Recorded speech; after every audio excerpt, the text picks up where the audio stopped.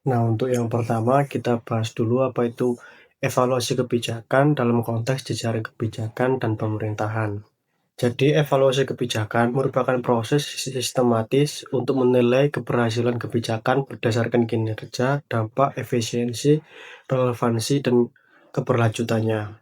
Dalam konteks jejaring kebijakan, evaluasi ini melibatkan berbagai aktor lintas sektor seperti pemerintah, swasta, LSM, dan masyarakat. Nah, untuk apa sih evaluasi kebijakan itu dilakukan?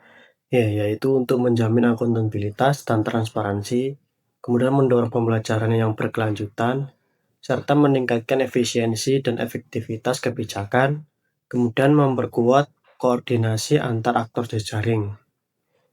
Kemudian elemen utama yang digunakan dalam evaluasi kebijakan yaitu meliputi seperti input, kemudian proses, output, outcome, dan impact.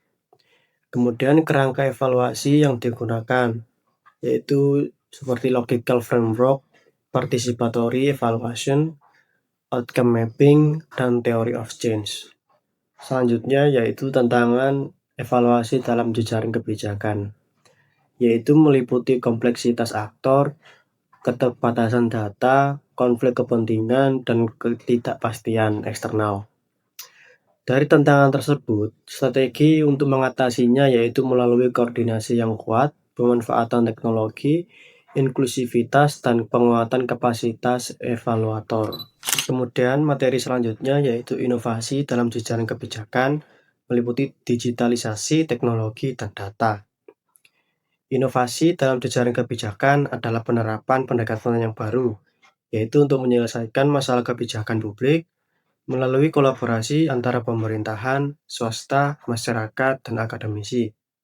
Nah, untuk digitalisasi dan teknologi sendiri itu berperan penting dalam pemerintahan, yaitu antara lain seperti meningkatkan efisiensi birokrasi, mendorong transparansi, serta memperluas partisipasi publik, serta meningkatkan responsivitas kebijakan.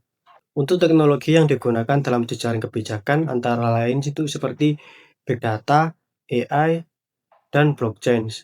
Nah, untuk manfaatnya itu untuk pengambilan keputusannya bisa berbasis data, kolaborasi yang lebih baik, serta pengawasan kebijakan yang lebih akuntabel. Nah, akan tetapi terdapat beberapa tantangan seperti kesenjangan digital, keamanan data, resistensi perubahan, dan keterbatasan pendanaan. Oleh karena itu, diperlukan beberapa strategi untuk mengatasi permasalahan tersebut, yaitu berupa penguatan infrastruktur digital, peningkatan kapasitas SDM, kolaborasi multisektor, dan regulasi keamanan data yang jelas. Materi selanjutnya yaitu jejaring kebijakan global dan regional dalam hubungan internasional. Jejaring kebijakan global dan regional menggambarkan hubungan dan kolaborasi antar negara dalam pembentukan dan implementasi kebijakan di tingkat internasional dan regional. Nah, jejaring kebijakan ini dipengaruhi oleh dinamika global seperti perjanjian internasional dan tren global, serta interaksi regional termasuk kerjasama dan kompetisi antar negara. Beberapa faktor utama yang mempengaruhi jejaring kebijakan seperti peran negara maju dan berkembang, kekuatan ekonomi, serta kepentingan politik, aliansi strategis, dan diplomasi multilateral. Dampak jejaring kebijakan terlihat dalam kerjasama internasional di bidang ekonomi, politik, keamanan, ketegangan regional akibat perbedaan kepentingan, dampak sosial dan budaya seperti pertukaran budaya, dan penanganan isu kemanusiaan seperti pengungsi, HAM, dan kelaparan. Sehingga jejaring kebijakan global dan regional berperan penting dalam menjaga stabilitas internasional serta mendorong solusi beberapa atas isu-isu global. Oke, jejaring kebijakan adalah pola kerja kebijakan publik yang melibatkan berbagai aktor seperti pemerintah, masyarakat, dan lembaga non-negara atau swasta yang saling berinteraksi untuk mencapai tujuan bersama. Pendekatan ini menekankan koordinasi, pertukaran informasi, dan kolaborasi agar kebijakan lebih efektif dan responsif terhadap kebutuhan publik.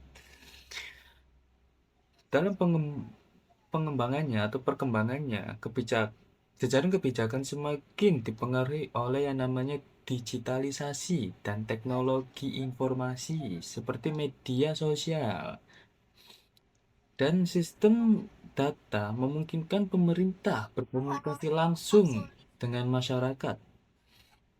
Jadi lebih meningkatkan transparansi serta kualitas atau kualitas pengambilan keputusan berbasis data.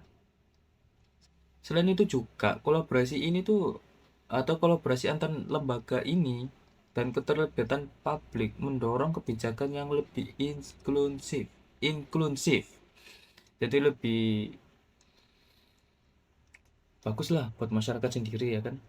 Nah, akan tetapi pendekatan ini juga memiliki beberapa tantangan gitu loh. Keamanan data menjadi isu serius dan resensitasi terhadap perubahan sering muncul akibat rendahnya pemahaman atau ketidakpastian kebijakan. Jadi juga ini eh, adanya teknologi, tapi SDM belum terlalu memenuhi. Jadi ya butuh proses buat hal ini juga.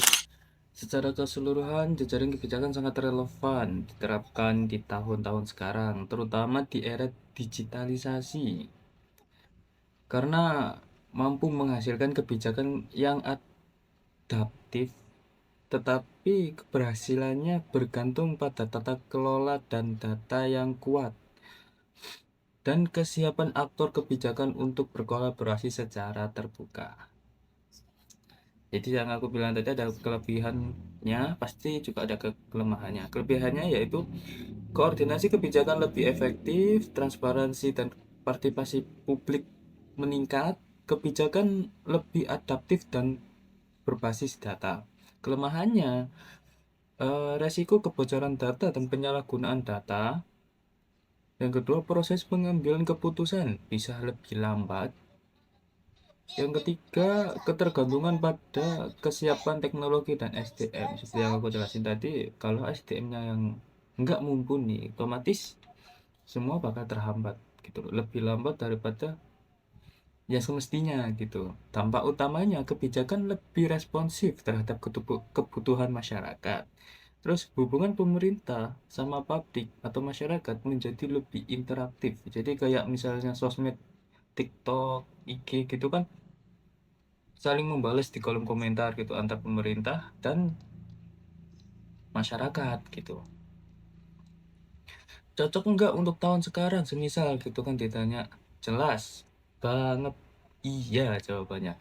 Justru kalau tidak pakai jejaring, pemerintah akan tertinggal dan kompleksitas masalah publik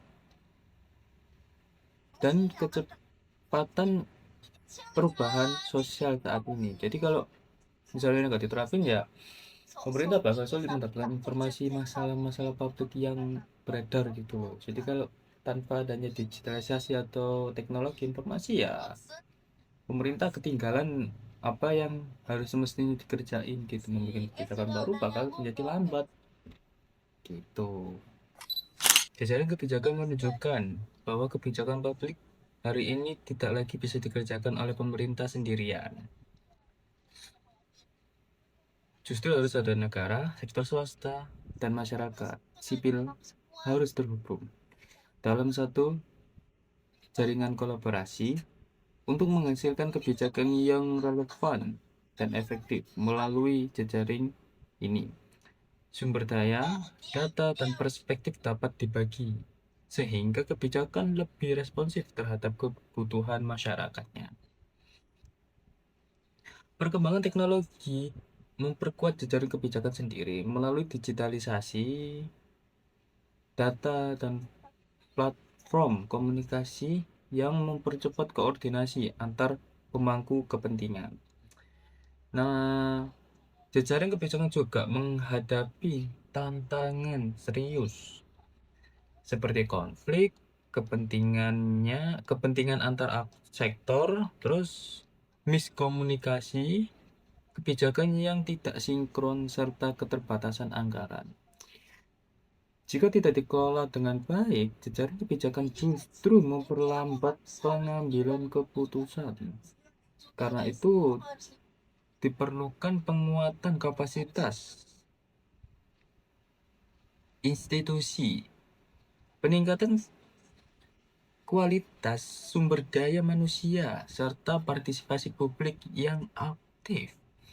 Di tahun sekarang, kebijakan bukan lagi pilihan, melainkan kebutuhan untuk mengadopsi kompleksitas persoalan publik yang semakin dinamis.